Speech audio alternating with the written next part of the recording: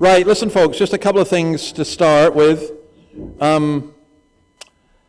I've got the book, I mentioned the book Engaging with Atheists. Well, they all arrived this week. If you'd like a copy of it, it's $20, I think. And if you want a copy for free, just ask. I never say no, but that's fine. So, we're going to look at the resurrection, but there are two things that are they're very important. I want to show you a wee clip of this man. Spending time with the biblical passages on the future. It is an utter tragedy that the two parts of the Bible that have been attacked so much are the creation narrative and the future. And it's not surprising, because you need a past to have an identity. You need a future to have hope.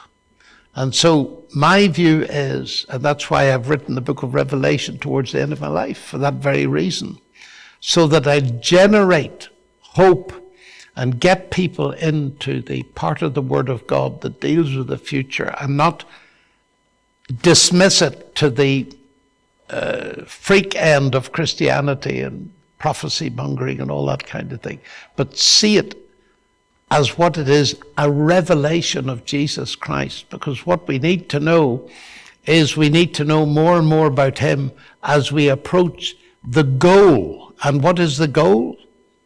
That where I am, said Jesus, you will be also. That's the goal. Heaven, in that sense, is not the goal. Heaven is where Jesus is. Being with him, wherever he is the goal. I thought I would leave you with this. You're almost 82, right? So what are you, John, looking forward to? I'm looking forward to seeing the Lord. And it's going to happen. So that's my friend. He is indeed Professor John Lennox. If you've never read any of his stuff, it's well worth reading. Very, very good. He is an absolutely lovely man. You know how when you have a hero and you meet them and then you get really disappointed? You know, like some of you here, I was your hero and then you met me and now you can hardly stomach to look at me, you know. But John Lennox is, you see his face at the end, you see it shining. That's him. He just does that. I'll tell you just one wee story about him. He was at a conference we'd organized, and he stayed on for the Sunday, and I said to him, can I do an interview with you about your work? And anyway, I came down to the church, and some of you will know that sometimes I can be a wee bit spontaneous. And I said to John, I don't want to interview you about your work. I just want to talk about the Bible with you. So I'll tell you what, I've actually left my sermon notes at home, so this will probably work fairly well. Instead of a sermon, how about you and I have a chat on your favorite part of the Bible? I said, what's that? He said, John chapter 1. I said, okay, let's go there. So I said to the guys at the church, can you remove the pulpit? Can you put a couple of chairs? Can you? And they're saying, oh, you're kidding. You're not going to do that, are you? I said, yeah, we are. We're going to do it. It's one of the best moments of my life ever. We managed to get to verse 3 before we thought we'd better stop, because we just bantered off each other. And it was absolutely beautiful. And I remember a Pentecostal friend who was there said to me, oh, David, that was the most spirit-filled thing I've ever seen. He said, that was a 45-minute sermon that felt like 2 minutes. So maybe we should do that sometime. Bruce? I think it is, actually. I must find if it's still on the thing. It was an extraordinary moment. I mean, his enthusiasm for the Word and for the Lord. And to see him, I mean, he's dying. You know, he knows he's dying. He knows he's been getting weaker and weaker and weaker. He no longer travels, and people come and interview him. He still does. He's had this amazing ministry. I mean, I'm reading his life at the moment, but for example, he wrote the religious education curriculum for Ukraine. He used to go behind the Iron Curtain and preach in East Germany in German. You know, he's a remarkable, remarkable man. But it's that hope that he has. And That's what I want to talk about, the resurrection, and what I call the proof of the resurrection. Now, I wrote this book, Magnificent Obsession, and I remember when I came out of hospital, and for me that was like a resurrection, coming out of hospital. And there were hundreds of cards from people, all different. I mean, my favorite was the one from two atheists who always used to debate me online. And they said, David, we're really sorry that you've been ill, and we hope you get better soon, and we're praying for you. So that was the only card I replied to. I couldn't reply to that. I said, well, who are you praying to? You're atheists. Who are you praying to? But there was a friend of Annabelle's came round who worked with her, and she came and she sat down, and she said to me, David, even if you hadn't signed this book, I would have known it was you. He said, that's exactly how you talk. You write how you talk. And I said, do you like it? She said, well, I got a question for you. And I said, okay, what's this? And she said, this is the question that changes everything for me. Absolutely everything. She said, I am an atheist. But she said, do you really believe that Jesus is alive? And she says, that's the game changer. That's the absolute game changer. And I said, yeah, number one, you're right, it is the game changer. And yes, I do. And she said, but you're an intelligent person. How can you believe in the resurrection? Let me go back to John Lennox. Have you heard of a guy called Christopher Hitchens? Yeah? So Christopher Hitchens was debating John Lennox in the Usher Hall in Edinburgh. And John phoned me a couple of weeks before, and we went over some of the stuff. I remember saying to him, whatever happens, at some point, just casually mention that Jesus rose from the dead. Don't even attempt, just say, Jesus, the risen Savior, or Jesus rose from the dead. And I said, it'll be like watching a rocket take off. And Lennox did that. John did that. And then the moderator turned to John Lennox and said, Christopher Hitchens, Professor Hitchens, you have 5 minutes to reply. And Hitchens stood up and went, I won't need 5 minutes to reply to somebody who believes that someone rose from the dead. He was like, boom, boom, boom, boom, boom, boom. And he just went off like a rocket. Because actually Hitchens was right. If the resurrection is true, it changes everything. It absolutely changes everything. And that's what we're going to look at. Now, there's going to be a film about the resurrection. Do any of you know about this? Big film coming. Come on, Stephen, tell us what it is. Mel Gibson, yeah. Follow up to The Passion. And you were telling me today it's going to be in 2 parts, 2 films. Yeah. So Mel Gibson has announced that it's underway, and he said that one of the reasons it's taking so long is because he feels it would face significant spiritual opposition. And Wallace said that Mel Gibson had said to him, the devil doesn't want this movie made. For Gibson, I was reading this, the resurrection of Jesus Christ is the most important story he has ever sought to tell. He has described the project as a lifelong mission to portray the hope, victory, and power of Christ's resurrection.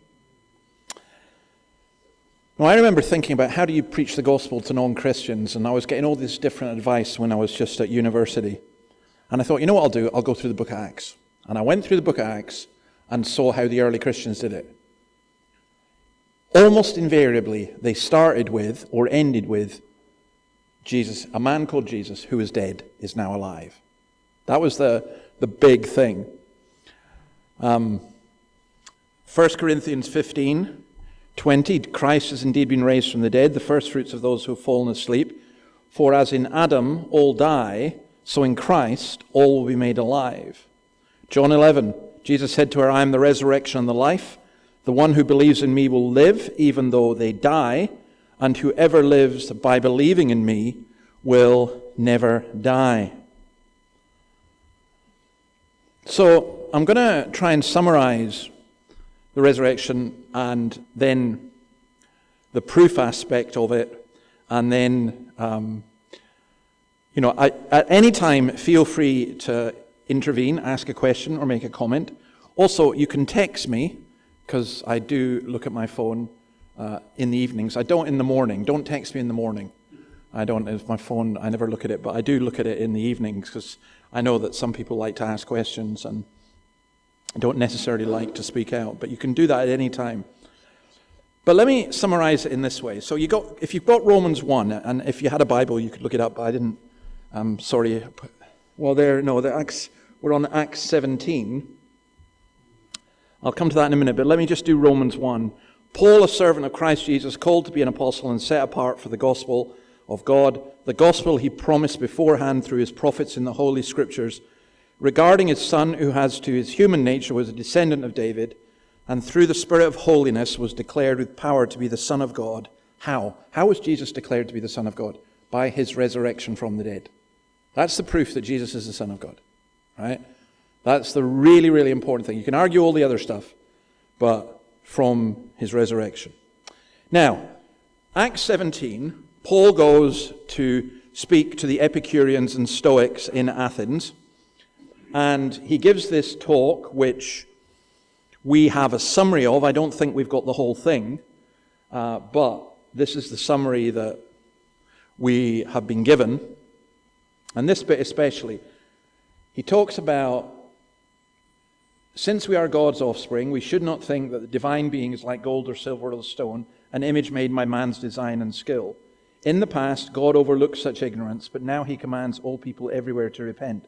For he has set a day when he will judge the world with justice by the man he has appointed. He has given proof of this to all men by raising him from the dead.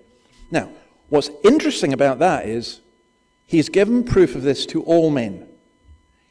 It doesn't say he gave proof of this to the 12 disciples or to the 500 who saw Jesus at one time or to those who witnessed him after his death. He's saying this is proof to all men. So how is that possible? How does it act as proof? Why shouldn't we just respond in the way that Christopher Hitchens did? Now, the response you get, look at verse 32. When they heard about the resurrection of the dead, some of them sneered. But others said, we want to hear you again on this subject. At that, Paul left the council. A few men became followers of Paul and believed. Among them was Dionysius, a member of the Areopagus, also a woman named Damaris, and a number of others. So if the most common argument you hear against Christianity is, well, or even against just belief in God is, why doesn't God give us proof? And this statement is saying God has given us proof in the resurrection. Now, I think there are very few things that we can absolutely prove from the Bible. I think some things are very provable. For example, the idea that there's sin in the world. You would have to be deaf, dumb, and blind not to recognize that. I think the creation, as John Lennox was talking about, again, it has never, ever made any sense to me how you can look at the creation and not see that there's a creator. That doesn't just, it's like, Rachel, you're going to be so fed up with me saying this. You know what I'm going to say. It's, how do you have art without an artist? It just, that for me is mind-blowing. But in terms of the Gospels, we can't prove that Jesus died for our sins, for example. We can't prove that to a non-believer. But the argument is that we can prove the resurrection. Now, if you really, really wanted to go into all the details of the resurrection, there's a massive book by N.T. Wright, just called The Resurrection. And that goes into absolutely everything. I'm not going to do that here. But notice here from this passage that the Epicureans did not believe in life after death. That's a big problem for some people. A lot of us who are Christians just assume that there's life after death and people believe it. But a lot of people don't believe that. And why is that? Is it because belief in life after death is something that is injected into your brain by religious people when nobody would believe in it? Or is belief in life after death actually something that is natural to us? Now, Ecclesiastes 3 says it's natural to us. It says that God has set eternity in our hearts. And I would argue, taking a different tack, historically, and culturally, belief in life after death is universal. There isn't a culture where that has not been the case. And one of the reasons you have to ask that, you have to say, okay, was everyone brainwashed? Or, and I'm the only sensible one who doesn't believe in life after death. Or is it the reality that there's something within us? And I can testify this in lots of different ways. I have seen a lot of people who've found their atheism strongly challenged when they come face to face with death. Why are we afraid of death? If death is the end, why be afraid of it? Because we know, just instinctively within us. Now, some people will deny that, and I would say what they're doing actually is suppressing the knowledge. But it's more natural to believe that there's something coming. And the way I personally always see that is in terms of animals. As I say, I grew up on a farm, worked with pigs, worked with cows, worked with sheep. I'm not being facetious, but I never saw them have a prayer meeting. And they have no care about life after death. They just don't think like that. But we do. The thing that makes people afraid of death is the process itself is pretty horrendous. But look, if life after death, if there was no life after death, then euthanasia would actually make sense. Just take an injection, get the pain over and done with, and all the rest of it. But what if there is something more? What if there is something after that? I think that's hugely important. But here's the issue. They did not believe. In 1 Thessalonians 1, and this was north of Athens, Paul said, "They themselves report what kind of reception you gave us. They tell how you turned to God from idols to serve the living and true God, and to wait from his Son from heaven, whom he raised from the dead, Jesus, who rescues us from the coming wrath." St. Augustine says this, "The leading truth they professed is that Christ rose from the dead and first showed in his own flesh the immortality of the resurrection which he promised should be ours." And that really is the ultimate game changer. It really does change everything. And here's the thing. If Christ hasn't been raised, then the dead are not raised, and our faith is useless. And that's what Paul says.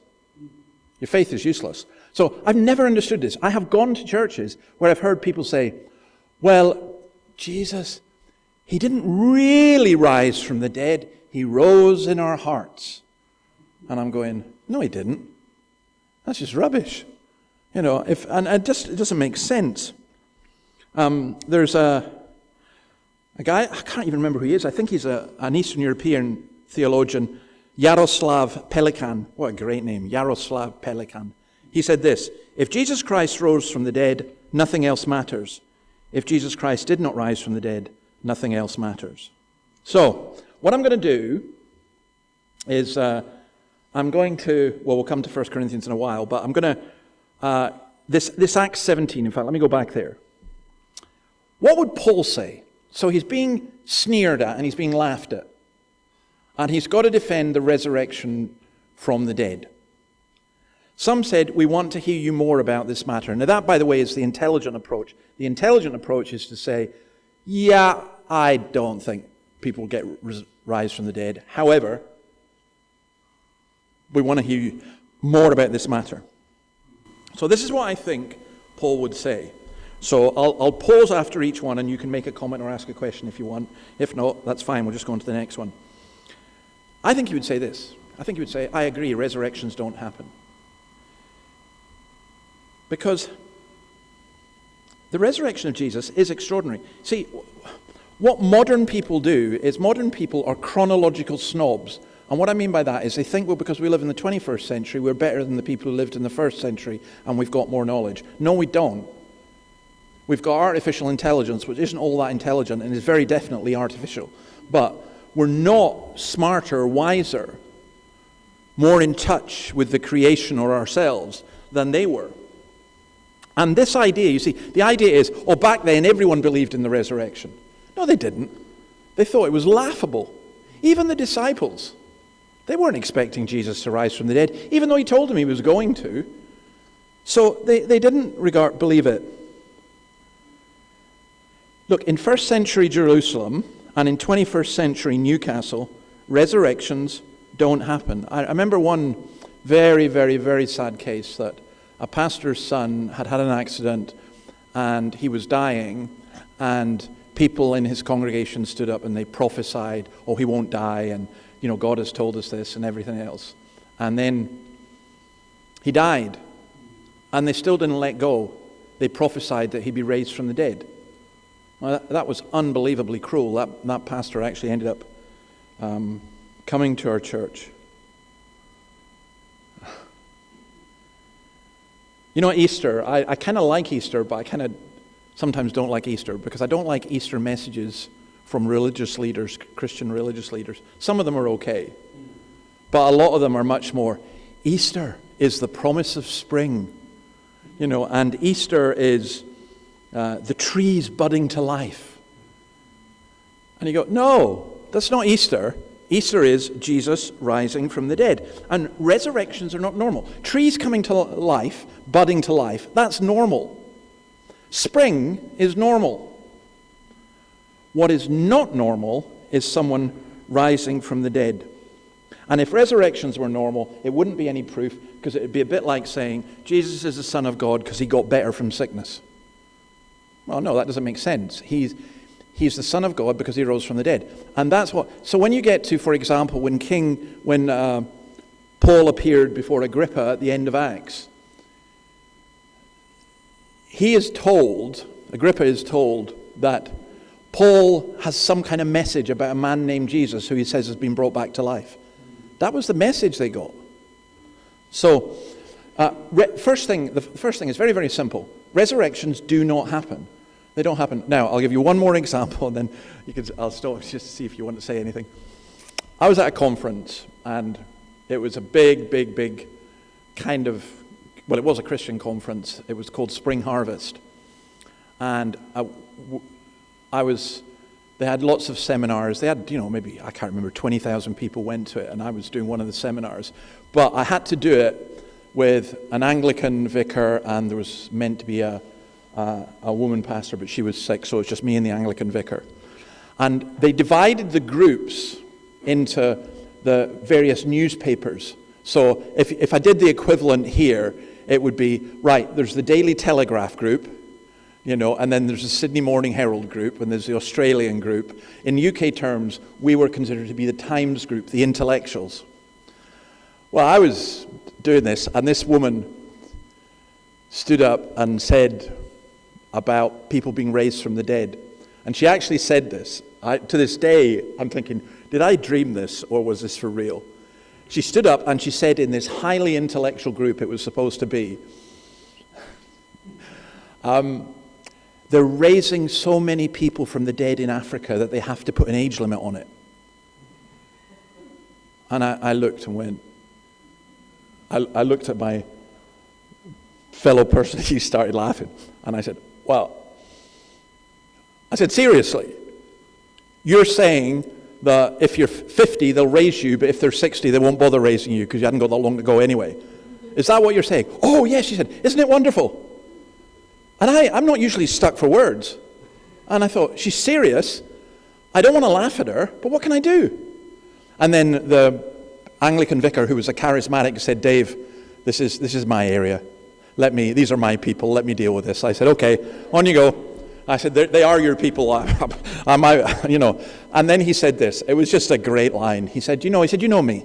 I believe in miracles. I believe in everything. Tongues, the whole lot. Healings, people being raised. He said, I believe in all of that. He said, and I travel the world. He said, but I want to tell you something absolutely amazing. When I go to Africa, they tell me about all the dead people that are being raised in Asia. And when I go to Asia, they tell me about all the dead people that are being raised in America. And when I go to America, they tell me about all the dead people that are being raised in Europe. He said, it's not true. And I thought, the fact you even have to say that is quite astounding. But, look, resurrections are not common. That It's not the issue. Now, there are people who've come very near death and who've, as it were, been raised. So, I mean, my nickname for a wee while was Lazarus, because I came very near death. And look, do I believe that throughout history there may have been some people? Yes, I do, but very, very, very rare. I think my second favorite one was like a guy called Todd Bentley, who was a TV evangelist, who claimed to have raised 14 people from the dead. And when he was asked to name them, he said he couldn't do that because of patient confidentiality. And I thought, oh my goodness, oh, come on. So, look, resurrections don't happen. Right, any questions or comment on that? Feel free. David, I read somewhere, and I can't remember who the author was, but he stated that Christianity, the resurrection is what sets Christianity aside from every other belief system. That was the statement. Yeah, I think that's partly true, although to some extent, most religions would have some form of resurrection. I think the difference here is the identifying it with a particular source in terms of it really happened, and arguing from a historical point of view. I mean, look, somebody said to me, David, if we could prove to you that, I don't know, it was some scientific detail that appeared to contradict the Bible or whatever, if that turned to be true, would that change your faith? I said, no. They said, what would change your faith? I said, if you gave me the bones of Jesus, then my faith is over. So it really is at the heart. That's the key. And I think that's the difference with other religions. We make that the heart of it. Not the laws, not the religious things, the fact that Jesus is alive, and then we work from there. That's the... the other one was, if you go to a non-Christian funeral, full of non-believers with, a non-Christian person delivering, a celebrant delivering, and you hear this all the time. They go, we'll see you on the other side. Yeah. So and that where you talk about we have this innate thing of right and wrong. Yeah. We have this innate thing of living. Yeah, I think though that's partly an ongoing thing from the Christian heritage. Plus, it's a thing that's in pop culture. So it's Eric Clapton singing about his son, "Will I see you in heaven?" And then, a famous guitarist dies, he's going to be jamming with Elvis or something, and you get all of that. And I think, but that's not the Christian hope. So, do you know what Muslims say happened to Jesus on the cross? Yeah, he was switched. It wasn't him on the cross. Or some will say, okay, it was Jesus, but he didn't die. So yeah, he never really died. I have one Muslim guy saying that he reckoned that he went up straight from the cross. Yeah, so they have, but they would have this idea, you see, that it's what's called the swoon theory. And part of the reason for this, the reason that the Romans nailed people to a cross was so that you would have a long and painful death. It would take about 3 days for most people to die. And the fact that Jesus was dead within a few hours, people go, okay, well, what's going on there? Now, the Bible actually tells us, because it tells us that when the soldier pierced his side, and they did that to check if he was alive, they stuck a spear in his side. He wasn't swooning. And when they pierced his side, the blood and water poured out.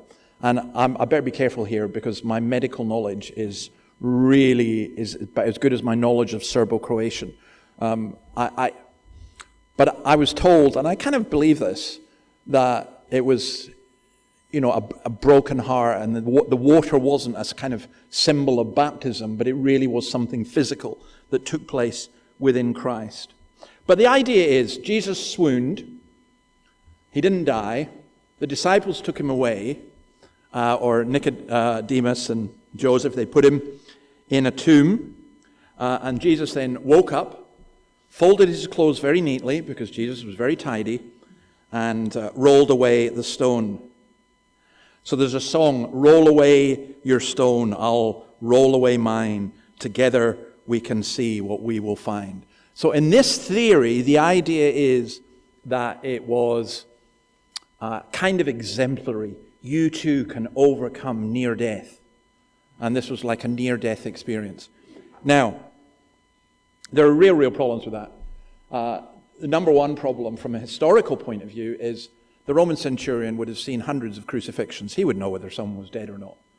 Number two, the idea that Jesus rolled away this massive stone that the disciples couldn't roll away. That doesn't make any sense whatsoever with that. So I think that Jesus really died. We're looking at what happened. The second thing there is Jesus was really buried. A rich man called Joseph of Arimathea, aided by the Pharisee Nicodemus, took the body of Jesus to his own cave tomb, which was a family tomb for wealthy people. Now there is a theory, and I think, Rachel, did you point me to this as well? The going to the wrong tomb thing. Yeah. So there is a theory about, basically he was buried in the wrong tomb. So that, as they were going along, they were saying, it's getting near the Sabbath, we don't have time, let's just chuck him in here. But this doesn't fit with what we're told in the scriptures, nor does it fit with what happened afterwards, and you'll see why. The women who were watching from a distance wanted to dress the body, but couldn't do so because the sun set and it was the Jewish Sabbath, so it wasn't necessary work. So they waited until first thing for the Sunday morning. I don't think the wrong tomb theory works, very, very simply because of this. Once the disciple claimed that Jesus was alive, all the Pharisees had to do was produce the body from the real tomb. And it's not exactly that there were lots of big tombs around. And if it had been placed in a different thing. And the other big problem with that is, why would the disciples die for a lie? That's a massive issue. Right, number 3, a Roman guard was put on the tomb. The Sanhedrin asked Pilate to do that because Jesus had prophesied his resurrection. And I think what they were thinking was, we want to stop the disciples going there and taking the body away. Now, the important thing about the Roman guard being put over the tomb, it's like with the Philippian jailer. If you were a Roman guard and you were told to guard something, and that something disappeared, you were dead. Now, the Roman soldiers were bribed to say that the body had been stolen, and the Roman authorities must also have been bribed in that sense, because no soldier would have said that. Number 4, we have eyewitness accounts of the resurrections. Now, we have that in the Gospels. Paul himself would not have had the Gospels. Paul couldn't say, I had the Gospel of Matthew, I had the Gospel of Mark, I had the Gospel of Luke, I had the Gospel of John. But what did Paul have? He had Luke, he had Stephen, he had the apostles who he met, and they would have told him. Well, the reason the Gospels were written down later on was because the apostles were dying. And they suddenly realized Jesus is not coming back. So we're going to have to write this down. And also Jesus had reminded them of everything that he had said. Now we have the information that is contained in the Gospels. We know that Paul met the authors. But there is one thing that is of enormous significance in terms of the witnesses, and that is that the first witnesses of the resurrection were women. I'm sure you know this, but who wants to tell me why that is significant in this culture? Yeah. Or it was 2 women, you needed 2 women to beat the testimony of a man. So women were considered unreliable. I've actually heard, I remember being in a debate where a very right-on progressive atheist said to me, yeah, look, it was women who went to the tomb. We all know that women get hysterical. And I thought, wow, boy, you've just handed me this debate. I'm just going to have some fun with you now because all the women here, what? They were just hysterical. That was the thing. No. Here's the point. If you were making up the story, you would not have used women who were regarded as only half as good as a man. You just wouldn't have. It wouldn't have made sense to make that up. Here we're told, in Acts 17, we're told a woman named Damaris believed. Someone else will say this. Here goes an objection. It's a very common objection. We've got 4 different accounts. You've got these witnesses, but they give different accounts. Well, there's something in law, I'm not sure if it's in Australia, it must be, I think, the Moorov doctrine, Moorov, look it up. The Moorov doctrine is this. So, let's say that I am accused of something by an individual. Let's say they accuse me of attacking them. It's only them. There's no witnesses. There's no camera. It's impossible to, it was the case, I think this is beginning to change, but you need witnesses. That's in accordance with the biblical injunction. You need witnesses. But then, you get 4 different people who come up with an account of me assaulting them. Well, that's your witnesses, although there are no witnesses to each individual one, except this. If they all came up with exactly the same account, what would that show? That they'd colluded. You can't have exactly the same account. Nobody writes exactly the same thing. I mean, there's a fuss just now about plagiarism. You know, if you're doing a PhD or something and you come up with exactly the same words as someone else has done previously, there's no use you saying, oh, that's just a coincidence, isn't it? No, you're going to be done for plagiarism. Well, in the Moorov doctrine, so I knew an incident where a guy was being accused of sexually assaulting somebody. And there were 4 women who came with exactly the same testimony, down to every single detail. And the judge challenged them and basically said they'd colluded. Well, they had colluded. Now, who knows whether one was true or not, but the fact that the minute you do that, so here's the point. The point is this. You would expect there to be 4 different accounts because there's 4 different people.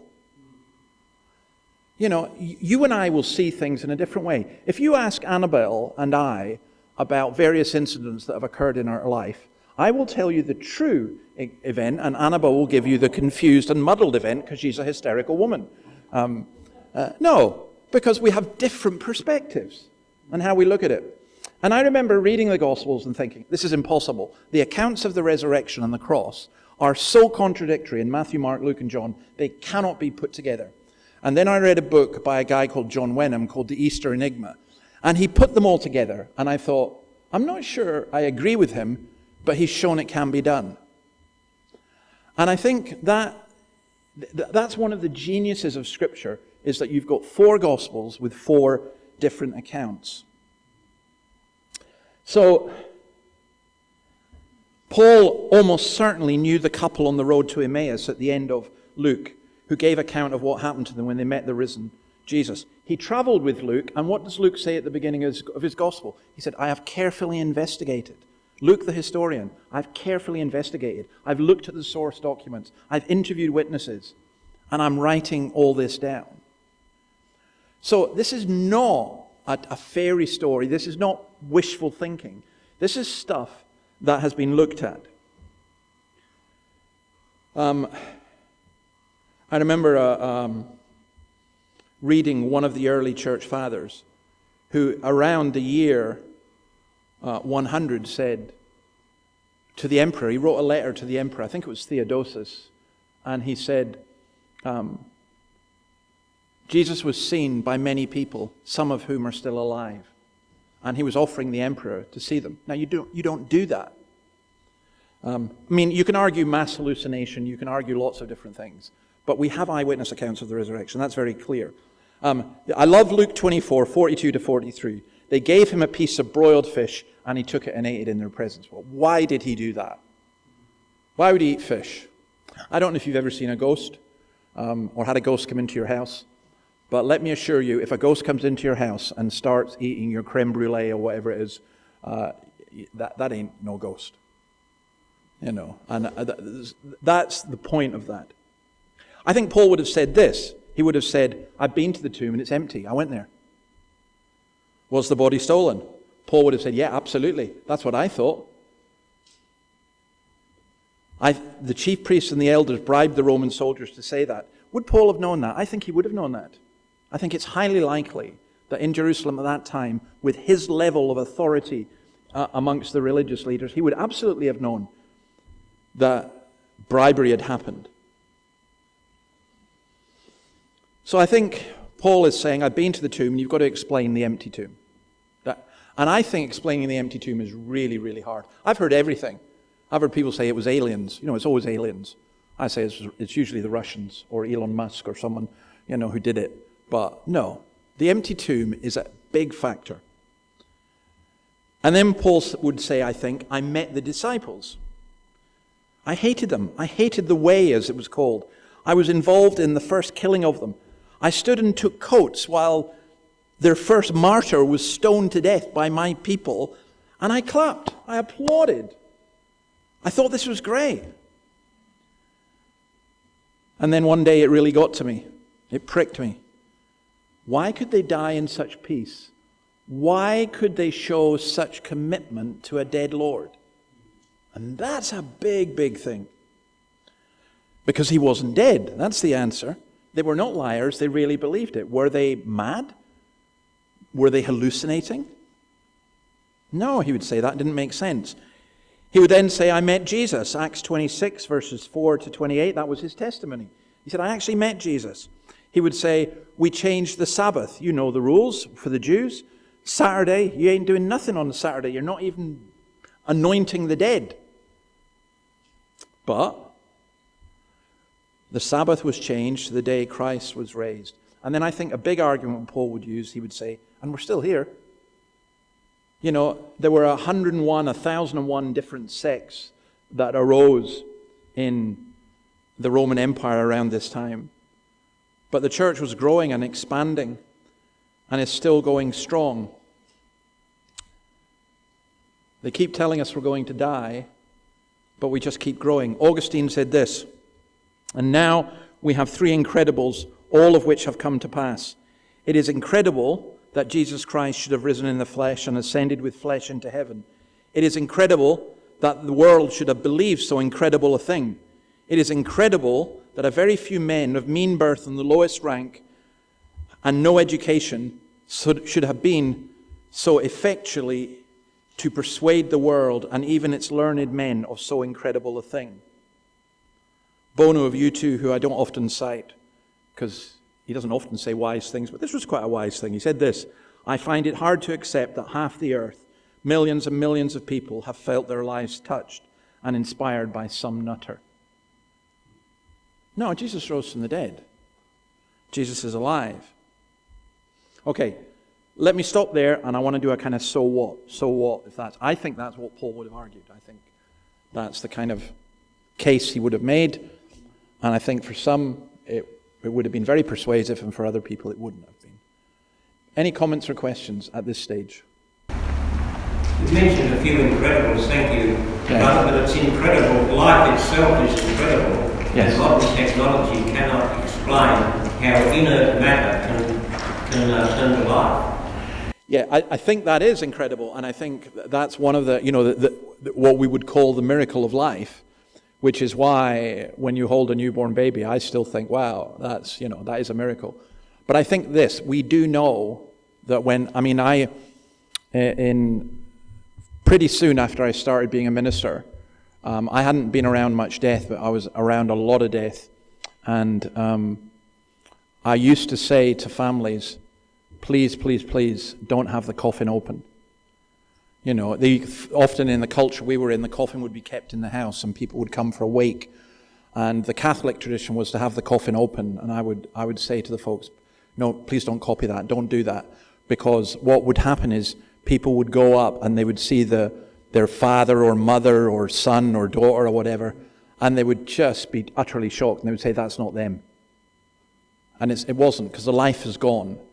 And life going out is, but being raised from the dead, that's the point of that. But no, that is a good point as well.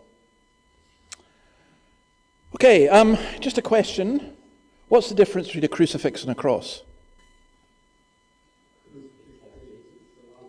What was that, sorry? Yeah, crucifix has Jesus on it.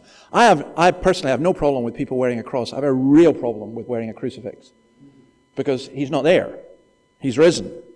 The cross is empty. That's the point. And also, to me, it's a little bit like, would I wear a piece of jewelry with Auschwitz on it? Not really. No, the cross is ugly. I find it really ugly. And the cross is empty. Now, so let me ask you to grant for a moment the truth of the resurrection, or the possibility of the truth of the resurrection.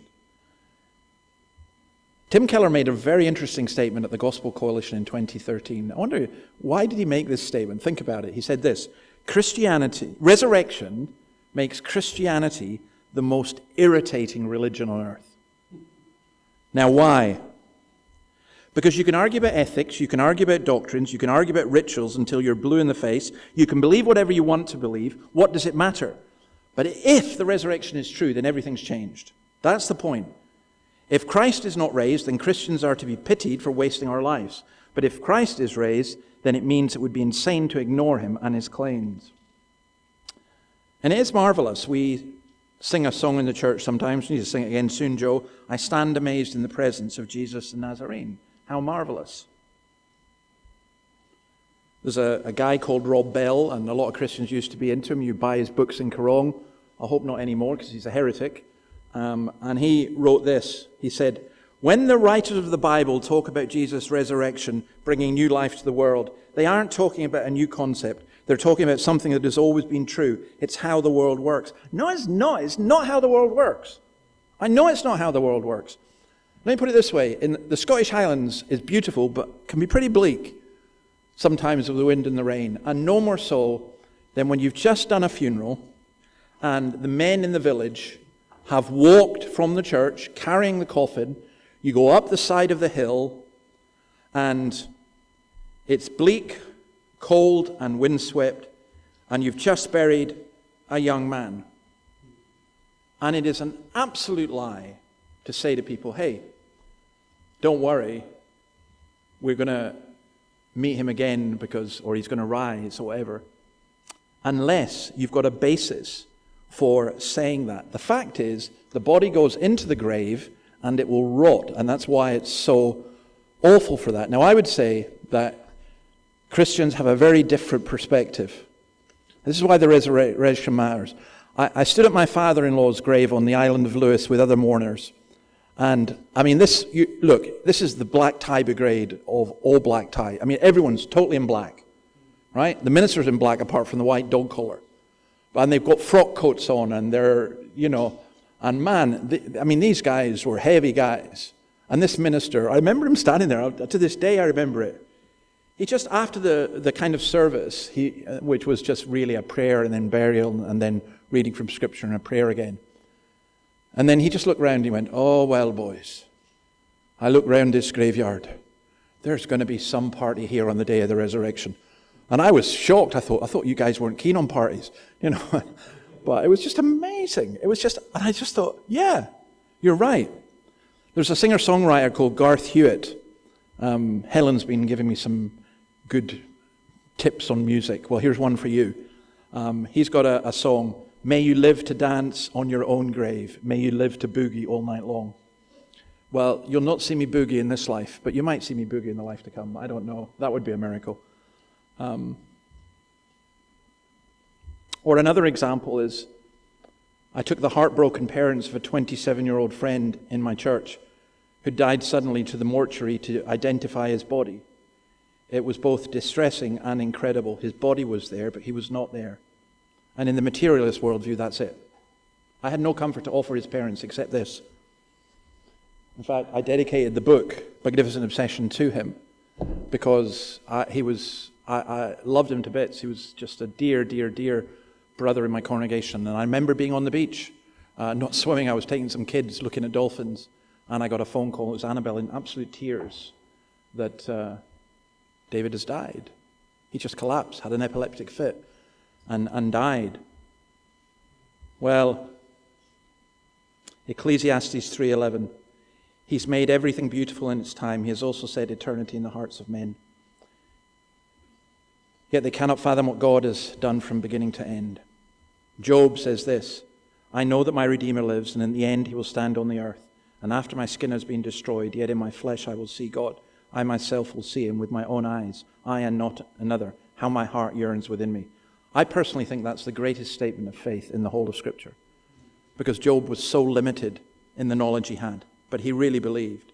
The resurrection gives a future and a hope. Calvin says, let no one consider that they have made progress in the school of Christ who does not joyfully await the day of death and final resurrection.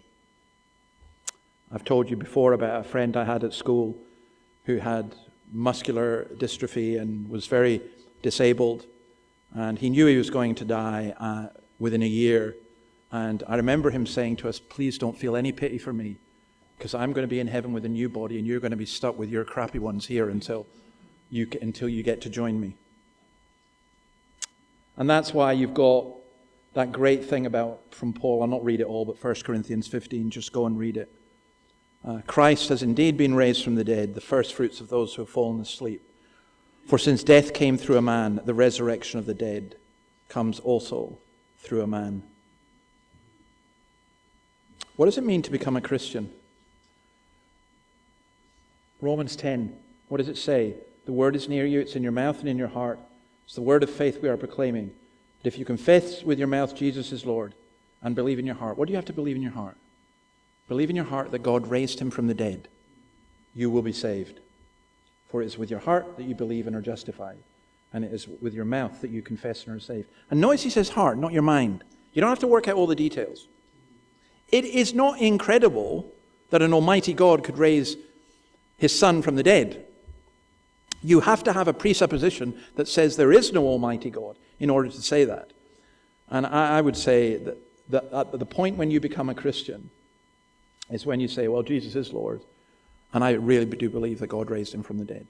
And I've had many, many doubts in my life as a Christian. Many. But the thing that always keeps me going is, no, I know Christ is alive.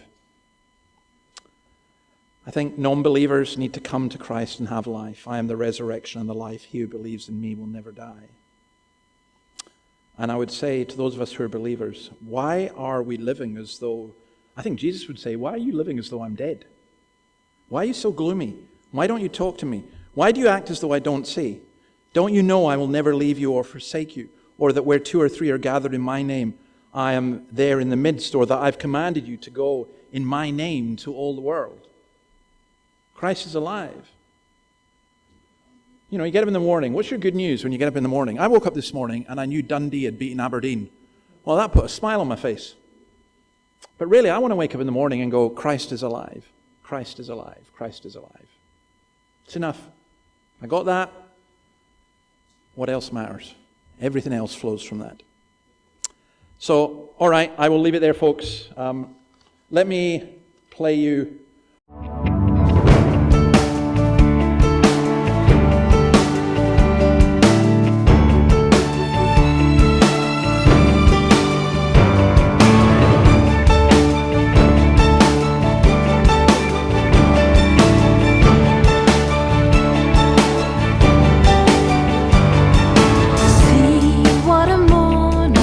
gloriously bright with the dawning of hope in Jerusalem.